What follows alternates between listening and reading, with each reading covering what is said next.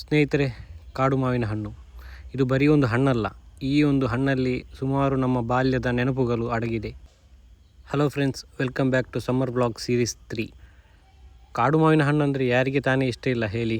ಅದರ ರುಚಿ, ಅದರ ಸುವಾಸನೆ ಹಾಗೂ ಆ ಒಂದು ಸಣ್ಣ ಒಂದು ಸೈಜ್ ಇರುತ್ತಲ್ಲ, ಅದು ನೋಡುವಾಗಲೇ ಒಂದು ತುಂಬ ಇಷ್ಟ ಆಗ್ತದೆ.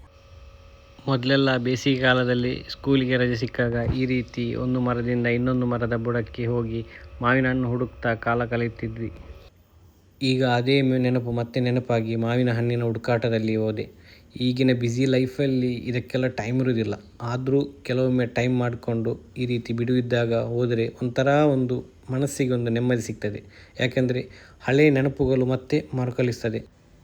ಹೋದ ದಾರಿಯಲ್ಲೆಲ್ಲ ಈ ರೀತಿ ತಾಳೆ ಮರದ ಹಣ್ಣುಗಳೆಲ್ಲ ಬಿದ್ದಿದ್ದು.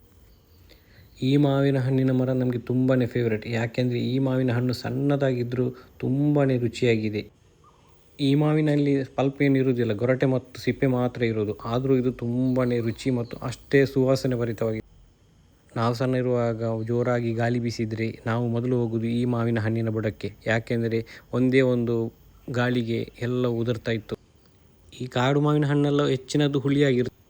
ಆದ್ದರಿಂದ ಇದನ್ನು ಚಟ್ನಿ ಹಾಗೂ ಒಂದು ರೀತಿಯಲ್ಲಿ ಉಪ್ಪು ಮೆಣಸು ಹಾಕಿ ಒಂದು ಸಾಸ್ ಥರ ಮಾಡ್ತಾರೆ. ಅದನ್ನು ಊಟಕ್ಕಂತೂ ಬಲು ಟೇಸ್ಟ್ ಆಗಿರ್ತದೆ. ಕೆಲವೊಮ್ಮೆ ಮಾವಿನ ಹಣ್ಣು ಹೆಕ್ಕಲಿಕ್ಕೆ ಹೋಗಿ ಈ ರೀತಿಯ ಪೊದೆಗಳು ಹಾಗೂ ಈ ಬಾವಿಗಳೆಲ್ಲ ಇರ್ತವೆ, ಅದಕ್ಕೆಲ್ಲ ಬಿದ್ದಿರ್ತವೆ.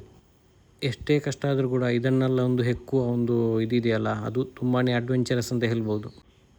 ಕೆಲವೊಮ್ಮೆಲ್ಲ ಕೆಸರಿನ ಹೊಂಡಕ್ಕೆಲ್ಲ ಬಿದ್ದದ್ದು ನೋಡುವಾಗ ಬೇಸರ ಆಗ್ತದೆ. ಆದರೂ ಸಿಕ್ಕಿದ್ದು ಸೀರುಂಡೆ ಅಂತ ಹೇಳಿಕೊಂಡು ಬ್ಯಾಗಲ್ಲೆಲ್ಲ ಹಾಕಿಕೊಂಡು ಸಿಕ್ಕಿದ್ದು ಲಾಭ ಅಂತ ಹೇಳಿ ತುಂಬ ಖುಷಿಯಿಂದ ಹೋಗುವುದೇ ಒಂದು ಗಮ್ಮತ್ತು ಬೇರೆ.